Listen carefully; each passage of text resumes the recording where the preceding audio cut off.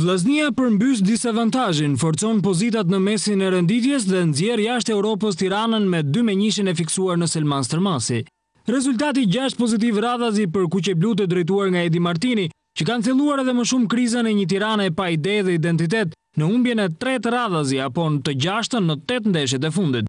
Bardhablut në kërkim të ruajtjes së vendit të tretë ka nisur ndeshjen me një avantazh të shpejt fal 11 metrësh të akorduar nga Çekaj për një prekje të topit me dorë nga Smajli.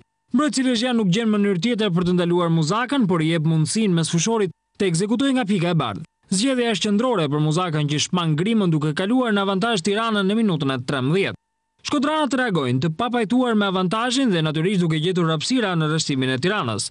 Albani provon nga distanca me një goditje violente, por gjen reagimin adashit të tij portier të Tiranës. Stabilizohet rezultati në minutën e 25 kur Çekaj drejton për herë të dytë në këtë ndeshje dorën nga pika e bardhë e 11 metrëshit. Ndërhyrja ndaj anglezit Phoenix konsiderohet e parregullt nga gjyqtari, ndërsa nga pika e bardhë barazon rezultatin Blaze Rajovic. Pasimet e shkurtra të aplikuara nga Bardhablut mund të ishin efikas në fundin e pjesës së parë, kur Abilalia jep një asis inteligjent për plakun, por sulmuesi i vetëm përballë Grimës hipnotizohet nga portieri shkodran, që mban në barazi të plot formacionet për këtë pjesë loje.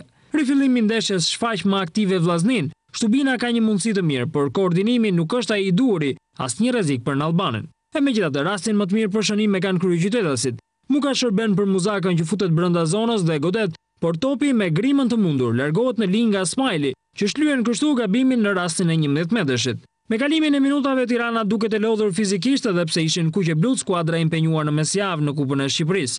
Dhe 5 minuta përpara përfundimit vjen edhe dorëzimi i skuadrës së Mukës. Një tolerancë e mbrojtjes lejon Alikajin të çajë në të majtë të sulmit shkodran. Krosimi i ulët nuk gjen asnjë lojtar shkodran, por